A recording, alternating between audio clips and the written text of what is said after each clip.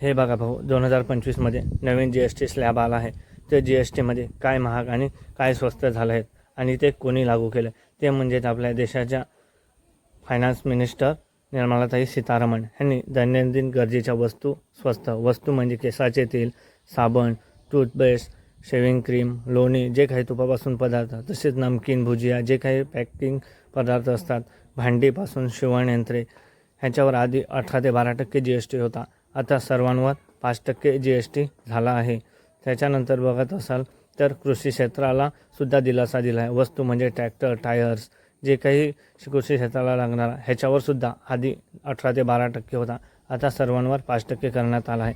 त्याच्यानंतर शिक्षण क्षेत्राला सुद्धा सवलत दिली आहे. ते म्हणजे नकाशे, पार्ट्स, ग्लोबल्स, जे काही पेन्सिलपासून वही, नोटबुक, रबर ह्याच्यावर सुद्धा खूप मोठी सवलत देण्यात आली आहे. अगोदर सर्वांवर आधी 12 ते 5% होता, आता 0% करण्यात आला आहे. आरोग्य क्षेत्रात सुद्धा सवलत.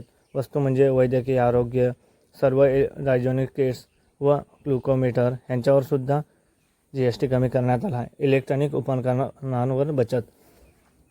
ह्याच्यात वस्तू म्हणजे एअर कंडिशनरपासून 32 इंचांपेक्षा मोठे TV ह्यांच्यावर आधी 28% GST होता, त्याच्यावर सुद्धा 16% करण्यात आला आहे. स्वस्त झालेले मोटार वाहन, जे काही पेट्रोल, हायब्रिड, LPG ह्याच्यावर 1200 ते 400 mm पर्यंत ज्या काही गाड्या होत्या त्याच्यावर 28 पासून 18% करण्यात आला आहे.